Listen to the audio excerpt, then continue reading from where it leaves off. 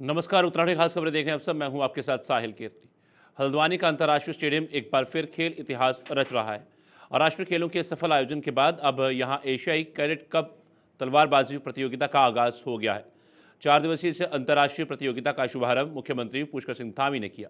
उन्होंने कहा कि तलवारबाजी भारत की गौरवशाली परंपरा का हिस्सा है और आज ये अंतर्राष्ट्रीय पहचान बना रही है। मुख्यमंत्री ने प्रदेश में खेलों को बढ़ावा देने के लिए खेल विश्वविद्यालय और महिला स्पोर्ट्स कॉलेज की घोषणा की। प्रतियोगिता में 17 देशों के 190 खिलाड़ी भाग ले रहे हैं, जिनमें 40 विदेशी और 144 भारतीय खिलाड़ी शामिल हैं।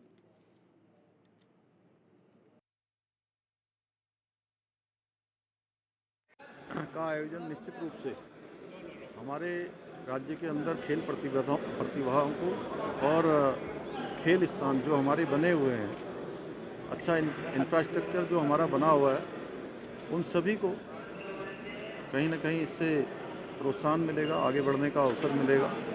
और इस प्रकार की प्रतियोगिताओं से हमारे स्थानीय खिलाड़ियों को भी राज्य के अंदर आगे बढ़ने के अवसर भी मिलते हैं और उनके अंदर एक प्रेरणा भी मिलती है।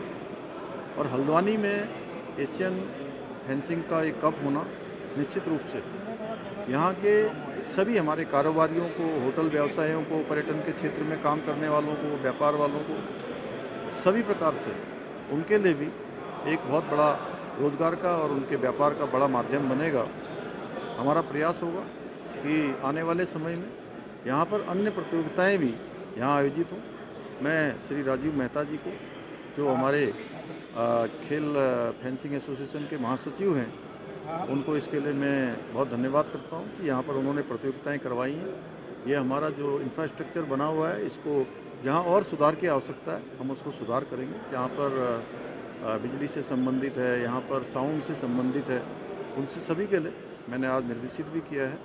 खेल और खिलाड़ियों को प्रोत्साहित करने के लिए, आगे बढ़ाने के लिए हर संभव हम प्रयास कर रहे हैं। हमने आउट ऑफ टर्न 4% का जो कोटा था खिलाड़ियों के लिए, उसको हमने फिर से शुरू किया है। अनेक खिलाड़ियों के लिए अनेक प्रकार की जो योजनाएं हैं वो हमने शुरू की हैं। अभी हमने पिछले दिनों ही सभी खिलाड़ियों को खेल दिवस के अवसर पर सम्मानित भी किया था, उनको प्रोत्साहित भी किया, पुरस्कृत भी किया और आगे भी ये काम हम निरंतर करते रहेंगे। प्रदेश में भारी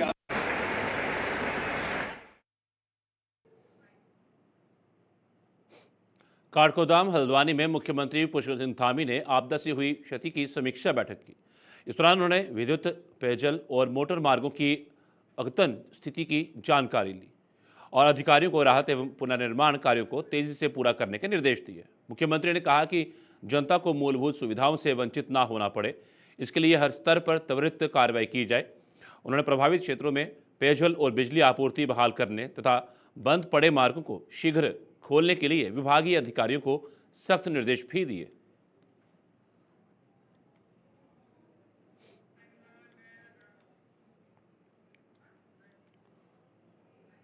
किशा स्थित सरदार वल्लभ भाई पटेल सामुदायिक स्वास्थ्य केंद्र में प्रधानमंत्री नरेंद्र मोदी के जन्मदिन के अवसर पर स्वास्थ्य सेवा पखवाड़ा कार्यक्रम के तहत एक विशेष स्वास्थ्य शिविर का आयोजन किया गया। इस शिविर में बड़ी संख्या में लोग अपने स्वास्थ्य की जांच कराने पहुंचे। कार्यक्रम में मुख्य अतिथि के रूप में पहुंचे नैनीताल उधम सिंह नगर के सांसद अजय भट्ट ने कैंप का निरीक्षण किया और मरीजों से मुलाकात की। उन्होंने भरोसा दिलाया कि केंद्र सरकार हर संभव बेहतर स्वास्थ्य सेवाएं उपलब्ध कराने के लिए संकल्पित है। सांसद ने लोगों से अपील की कि 17 सितंबर से 2 अक्टूबर तक चल रहे इस स्वास्थ्य पखवाड़े का अधिक से अधिक लाभ उठाएं।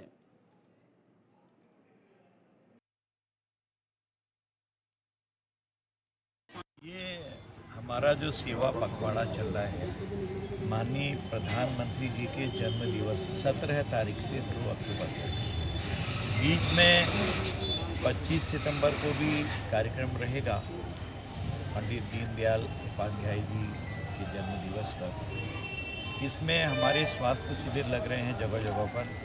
हर प्रकार की बीमारियां कहीं किसी भी प्रकार की हो उसका डायग्नोज कर रहे हैं। अगर बाहर दिखाने की ज़रूरत है तो उसे रेफ़र कर रहे हैं। यानी कि स्वस्थ और फिट हर व्यक्ति को रहना चाहिए, ये देश की नींव है। जैसे कल माननीय प्रधानमंत्री जी ने 2 दिन पहले एक पूरा उद्घाटन पूरे देश में बताया था कि किस तरह से माताओं के स्वस्थ रहने से संतति स्वस्थ रहेगी, संतति स्वस्थ रहेगी, जनरेशन स्वस्थ रहेगी तो पूरा देश स्वस्थ होगा।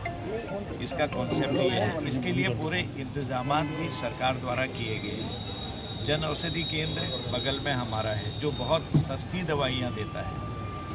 जो दवाई की कीमत अगर ब्रांडेड है उसकी कीमत 100 रुपये होगी तो वहाँ 10 रुपये में 5 रुपये में मिल जाती है। तो सॉल्ट एक ही जैसा होता है। इस तरह से जो आम जनता तक स्वास्थ्य की सुविधाएं पहुंचाना है, जैसे फिट इंडिया।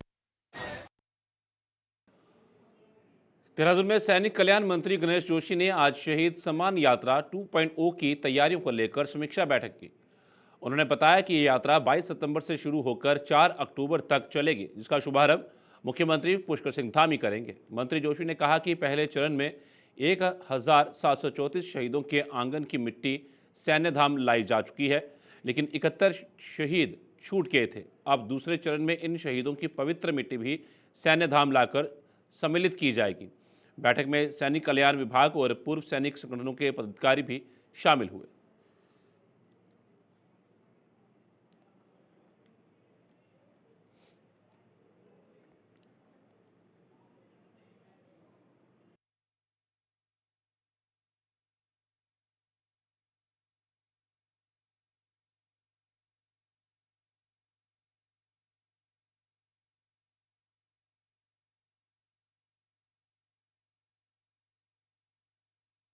ग्लेशियर झीलें अक्सर आपदा का बड़ा कारण बनती रही हैं, जिसका सबसे भयावह उदाहरण 2013 की केदारनाथ त्रासदी है।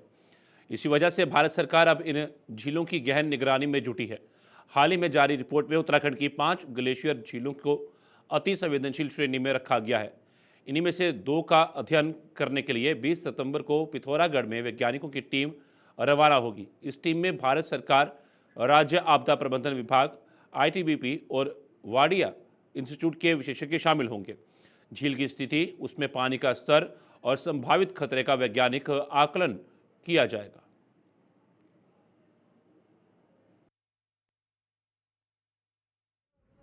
बेसिकली जो लेक, ग्लेशियर लेक की जिनकी बात करते हैं हम, तो ग्लेशियर लेक की जो मॉनिटरिंग हुई है फ्लड बेस पे जो है ये CWC और जो और भी एजेंसी है सेंट्रल गवर्नमेंट की, उन्होंने जो है कुछ लेक आइडेंटिफाई की है जो कि पोटेंशियल डेंजर लेक है। उसमें हम लोगों ने भी काम किया, वाडिया इंस्टीट्यूट ने, हमारा भी रिसर्च आर्टिकल उसमें छपे जिसका आप पहले भी एक बार ले चुके हो।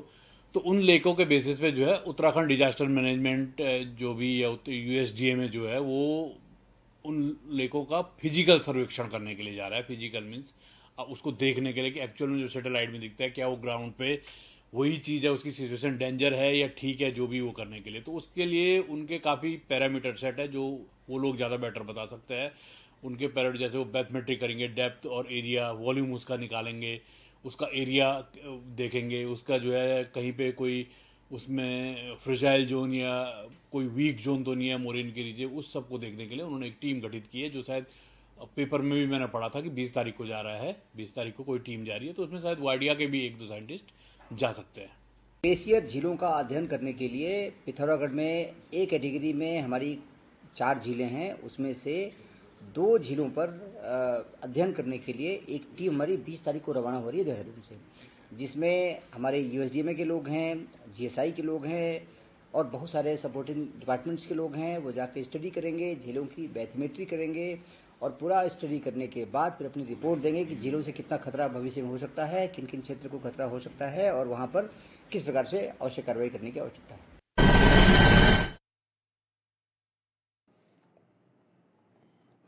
प्रधानमंत्री नरेंद्र मोदी के जन्मदिवस पर शुरू हुआ सेवा पखवाड़ा राजधानी देहरादून में खास अंदाज में मनाया जा रहा है। नगर निगम परिसर में मुख्यमंत्री पुष्कर सिंह धामी ने प्रदर्शनी का शुभारंभ किया, जिसमें केंद्र सरकार की विभिन्न जन कल्याणकारी योजनाओं को प्रदर्शित किया गया। प्रदेश भाजपा अध्यक्ष महेंद्र भट्ट ने कहा कि इस बार सेवा पखवाड़े को आपदा सेवा पखवाड़े के रूप में मनाया जा रहा है, ताकि राहत कार्यों में भी जनता को जोड़कर योजनाओं का लाभ पहुंचाया जा सके। वहीं मेयर सौरभ थपलियाल ने कहा कि प्रदर्शनी का मकसद महिलाओं, युवाओं और आम नागरिकों तक योजनाओं की जानकारी पहुंचाना है।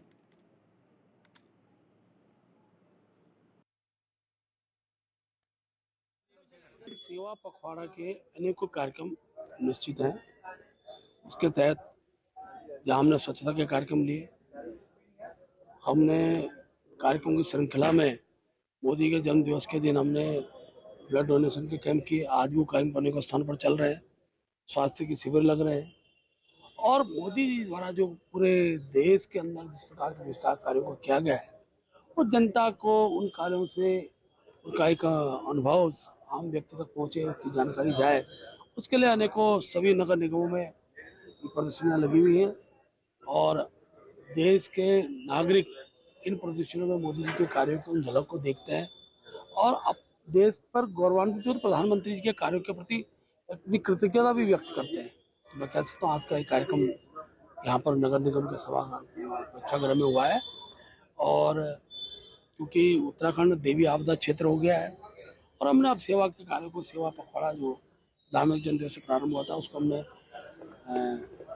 आपदा सेवा पखवाड़ा के रूप में उसको मनाने का काम किया है और उसको पूरी क्षेत्र देखिए, सेवा पखवाड़ा माननीय मुख्यमंत्री जी के कार्यक्रमों द्वारा माननीय प्रधानमंत्री ने जो कार्य किए हैं, चाहे वो राष्ट्र निर्माण संबंधित हो, चाहे लोक कल्याण से संबंधित हो, चाहे वो महिला उत्थान से संबंधित हो, युवा कल्याण से संबंधित हो, चाहे अंत्योदय से संबंधित हो, इस प्रकार के कार्य, चाहे वो आर्थिक तौर पर डिजिटलाइजेशन जो है उसको सुदृढ़ करने की बात हो और इस प्रकार के जो भी कार्य हैं वो जनता के बीच में जाने चाहिए ताकि जनता को पता रहना चाहिए कि हमारे प्रधानमंत्री हमारे लिए क्या क्या कार्य कर रहे हैं और किस प्रकार से राष्ट्र को ऊंचा उठाने में उनके मददगार हमारे साबित हो रहे हैं। बीजेपी प्रदेश अध्यक्ष और राज्यसभा सांसद महेंद्र भट्ट ने मतदाता सूची शुद्धिकरण अभियान को लेकर कहा कि भारत निर्वाचन आयोग द्वारा बिहार में चलाए जा रहे इस अभियान का पार्टी पूर्ण रूप से समर्थन करती है और इस अभियान के तहत न केवल बिहार में ही नहीं बल्कि पूरे देश में इस अभियान के तहत आने वाले चुनावों में कोई मतदाता छूटे नहीं, कोई गलत मतदाता सूची में शामिल होगा। साथ ही महेंद्र भट्ट ने कहा कि बीजेपी हमेशा पारदर्शिता और निष्पक्ष चुनाव के पक्ष में रही है और इस अभियान से लोकतंत्र मजबूत होगा। यार फोटो की चिड़की यार।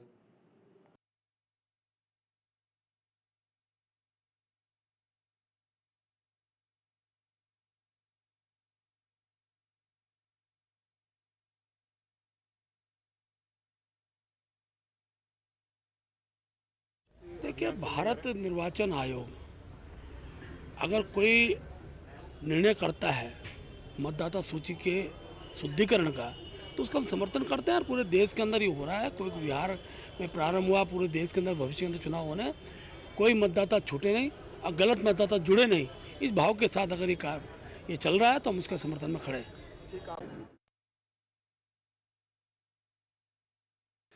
बिहार के बाद अब उत्तराखंड में भी निर्वाचन आयोग स्पेशल इंटेंसिव रिवीजन यानी SIR शुरू करने जा रहा है। इसके तहत मौजूदा मतदाता सूची का वर्ष 2003 की सूची से तुलनात्मक विश्लेषण होगा। इस पर कांग्रेस ने कड़ा सवाल उठाया।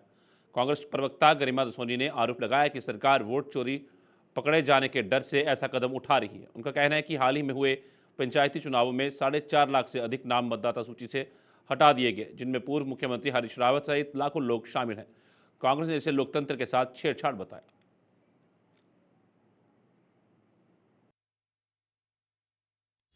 देखिए, अपनी खिसियाहट मिटाने का काम कर रहा है निर्वाचन आयोग, क्योंकि बिहार में चोरी पकड़ी गई है। किस तरह से आपने 65 लाख लोगों को गायब कर दिया है वोटर लिस्ट से, उसको लेकर कांग्रेस के नेता राहुल गांधी जिस तरह से आप पर लगातार आग बरसा रहे हैं और आपसे सवाल पूछ रहे हैं, जो आपने कर्नाटक के महादेवपुरा में किया, जिस तरह से कल माननीय राहुल गांधी जी ने आपकी वोट चोरी दिखाई है निर्वाचन आयोग की, उसकी खींच मिटाने के लिए, लीपापोती करने के लिए अब आप सारे प्रदेशों में SIR करने की बात कर रहे हैं। उत्तराखंड को लेकर तो मैं सीधे साफ तौर पर यह कहना चाहती हूँ कि अभी निकाय चुनाव हुए हमारे वहां संपन्न, उसमें 4.5 लाख वोट गायब हैं। 1.25 करोड़ की हमारे प्रदेश की आबादी है, 1.25 करोड़ में से 4.5 अगर वयस्कों के वोट आप काट देंगे तो आप सोचिए जो 80 लाख वोटर है फिर बचेगा क्या। तो आपने तो SIR बोल कर नहीं, अप्रत्यक्ष रूप से, अघोषित रूप से यहाँ उत्तराखंड में शुरू कर दिया। मोहल्ले के मोहल्ले और गलियों की गलियां यहाँ से गायब थी, लोगों को वोट ढूंढे नहीं मिल रहे थे। माननीय पूर्व मुख्यमंत्री हरीश रावत जी अपना वोट ढूंढते फिर रहे थे। कई लोग ऐसे हैं जिन्होंने अभी विधानसभा चुनाव में 2022 में वोट किया था, 2024 में उन्होंने लोकसभा में वोट किया, लेकिन ना उनके वोट नगर निकाय में मिल पाए और ना पंचायत चुनाव में मिल पाए। तो SIR कई प्रदेशों में आप बोलकर कर रहे हैं, परोक्ष रूप से, घोषित रूप से कर रहे हैं, कहीं आप अप्रत्यक्ष रूप से कर रहे हैं। यहीं पर तो सारा खेल है, जिसकी बात कांग्रेस लगातार कर रही है कि अब ईवीएम नहीं, आपने दूसरा दरवाजा वोट चोरी का ढूंढ लिया है।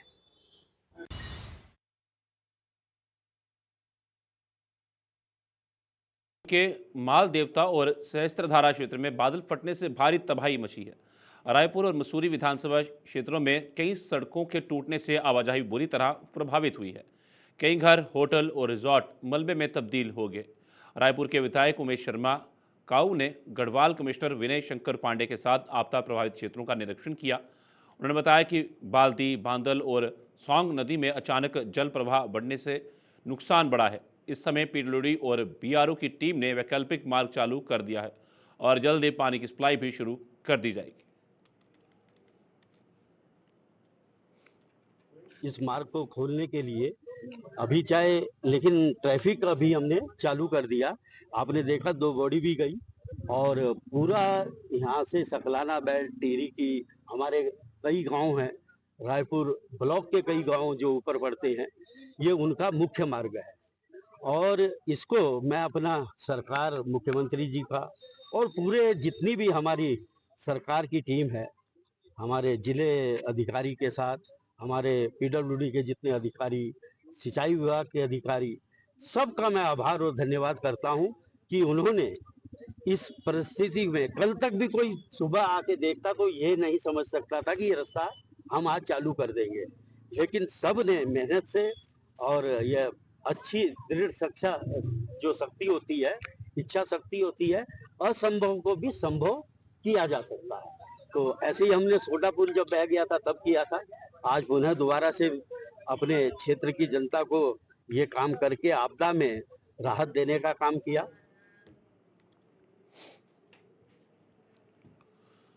उत्तराखंड प्रदेश प्रभारी आपदा के दौर से गुजर रहा है। विभिन्न जिलों में आपदा देखी जा रही है। वहीं आपदा के इस दौर में कांग्रेस सरकार को आपदा के प्रबंधन के तौर पर देख रही है। कांग्रेस का कहना है कि आपदा की जिस प्रकार से तैयारी करने की जरूरत थी, सरकार के द्वारा उतनी तैयारी नहीं की गई, जिसके चलते जान माल का भारी नुकसान देखने को मिल रहा है। वहीं भाजपा का कहना है कि इस आपदा के समय में कांग्रेस केवल अवसर तलाश रही है। जहां तक बात रही सरकार की, तो मुख्यमंत्री स्वयं आपदा प्रभावित जगह पर पहुंचकर राहत बचाव के कार्य को देख रहे हैं। आपदा में जिस तरीके से जनधन की हानि हुई है, राजधानी देहरादून में ही आप देख लीजिए, सहस्त्रधारा को आप ले लीजिए, माल देवता को ले लीजिए, प्रेम नगर से आगे पुल बह गया है, परवल में ट्रेली पलटने से 12 लोगों की जो है दुर्घटना से कई लोगों की जानें भी चली गई हैं। पूरे पर्वतीय क्षेत्र में आप देख लीजिए, जगह जगह लैंडस्लाइड हो रही है, लोगों की जानें जा रही हैं। कल ही नंदा नगर में जिस तरीके से आपदा ने तबाही मचाई है, किसी से छुपावा नहीं है। और कांग्रेस लगातार सरकार को चेताने और जगाने का काम कर रही थी कि आपदा प्रबंधन का ढांचा मजबूत किया जाना चाहिए, आपदा प्रबंधन का बजट बढ़ाया जाना चाहिए, आपदा प्रबंधन में पहले से ही जो है संसाधनों की व्यवस्था होनी चाहिए। लेकिन सरकार ने कांग्रेस की बात को अनसुना किया, जिसका खामियाजा अब प्रदेश की जनता को भुगतना पड़ रहा है। प्रदेश में जो सैलानी आ रहे हैं उनको भुगतना पड़ रहा है। राज्य में आपदा प्रबंधन विभाग को मजबूत करने की आवश्यकता है। इसको प्रमुख विभाग के रूप में जो है डेवलप करने की आवश्यकता है। डबल इंजन की जो बात बार बार राज्य में भारतीय जनता पार्टी करती है, वो डबल इंजन धरातल पे उतरना चाहिए, उसका लाभ लोगों को मिलता हुआ नजर आना चाहिए। और आपदा में जो नुकसान हो रहा है उसका समुचित आकलन होना चाहिए, और जो नुकसान हो रहा है उसकी पूरी भरपाई सरकार को करनी चाहिए, क्योंकि इसमें लोगों का नहीं रोक पाते। और वो इस तरह से लोगों को भी एक वातावरण देने का काम करते हैं कि ताकि आप भी अपनी सेवाएं देते रहें। और इसलिए हमारी सरकार काम कर रही है। देहरादून में भी बहुत बड़ी दुखद घटनाएं हुई है। यहाँ पे कुछ लोग बिल्कुल जो नहीं रहे आज हमारे बीच में, और उनके लिए भी जिस तरह से मुख्यमंत्री जी वहाँ पहुँचते हैं और उस स्थल को देखते हैं, और आज भी आगे बढ़ने का काम और आगे उनको एक ढांढस बधाने का काम हमारी सरकार कर रही है। कांग्रेस का कहना है कि केवल सेल्फी खिंचाने के लिए मुझे बड़ा इस समय हमारी ये पॉलिटिक्स करें, आमने सामने करें, डट करके मुकाबला करें, पर इस समय ये घड़ी हम सबके लिए राजनीति करने की नहीं। इस घड़ी में हमने लोगों का साथ देना है, जो दुख भी है और जिनके आशियाना उजड़ गए हैं, जिनके आदमी नहीं रह गए हैं, उनको एक साथ हम कैसे मिलकर के काम करना चाहिए। और कांग्रेस के लोगों को भी, कांग्रेस के मित्रों से मेरा इतना ही कहना है कि राजनीति करें, जब राजनीति का समय आएंगे तो करें अपने मंच पे, वो करें अपने मंच में, हम करेंगे, किंतु इस समय राजनीति करने का नहीं, इस समय दुख दर्द बांटने का। रुड़की विधायक प्रदीप बत्रा ने कहा कि उत्तराखंड में हाल ही की प्राकृतिक आपदाओं से व्यापक नुकसान हुआ है, लेकिन मुख्यमंत्री पुष्कर सिंह धामी लगातार आपदाग्रस्त क्षेत्रों का दौरा कर स्थिति का जायजा ले रहे हैं और संबंधित विभागों को त्वरित कार्रवाई के निर्देश दे रहे हैं। उन्होंने बताया कि मुख्यमंत्री के नेतृत्व में राहत और पुनर्निर्माण कार्य तेजी से हो रहे हैं। वहीं रुड़की में विकास कार्यों को लेकर भी सरकार का पूरा सहयोग मिल रहा है। बरसात थमने के बाद जो विकास कार्य रुके हुए हैं उन्हें शीघ्र ही पूरा कर जनता को लाभ पहुंचाया जाएगा।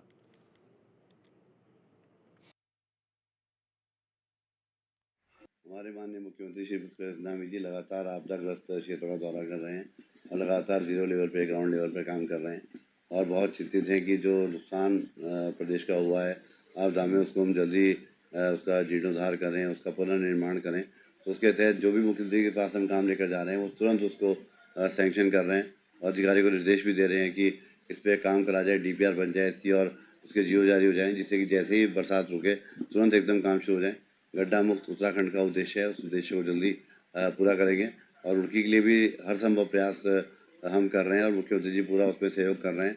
लगातार घोषणाएं कर रहे हैं कि जो ड्रेनेज का काम है, जो सीवरेज का काम है, जिस वजह से लोगों को इस बार नुकसान हुआ है, वो आगे उसकी पुनरावृत्ति ना हो, तो उसको नज़र में रखते हुए सभी काम जो है वो लगातार शासन को हम लोग भेज रहे हैं और काम मंजूर कर भी आ रहे हैं। और PWD के अधिकारी, हमारे RWD के अधिकारी, हमारे जो और संस्थाओं के अधिकारी, आपदा प्रबंधन जो हमारा विभाग है, वो सभी लोग जो है आज इसी काम में लगेंगे। जल्दी से जल्दी कागजी कार्रवाई पूरी कर ली जाए, जिससे कि जब बरसात रुके तो ये काम तुरंत धरातल पर दिखाई दे। देहरादून में 3 दिन पहले बादल फटने से डोईवाला की नदियों में आए सैलाब ने तबाही मचा दी है। माजरी ग्रांट के लालतपड़ और फन वैली के पास घरों, झुग्गियों और दुकानों में पानी के साथ भारी मलबा भर गया। बुधवार को पानी उतरने के बाद लोगों को नुकसान का अंदाज़ा हुआ। मलबा निकालना अब सबसे बड़ी चुनौती है। स्थानीय निवासी हरविंदर सिंह ने बताया कि मलबे में उनकी कार, ट्रैक्टर, बाइक और मवेशी दबकर मर गए। वहीं जाखन नदी के तेज़ बहाव से कई बीघा भूमि बह गई। प्रशासन ने राहत कार्य शुरू कर दिया है और JCB से नदी का बहाव मोड़ा जा रहा है।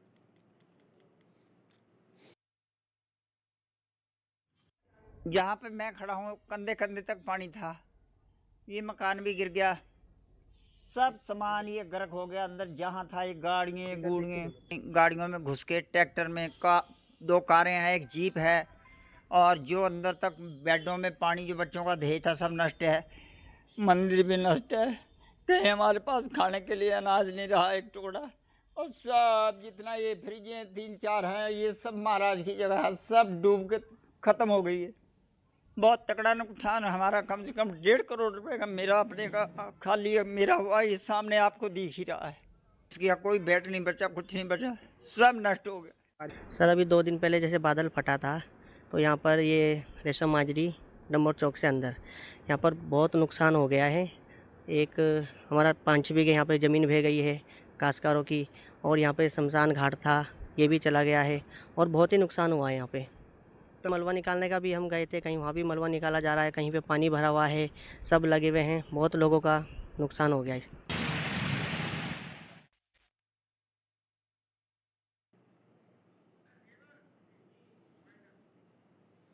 उत्तराखंड खास खबर में फिलहाल इतना ही। दीजिए इजाजत, नमस्कार।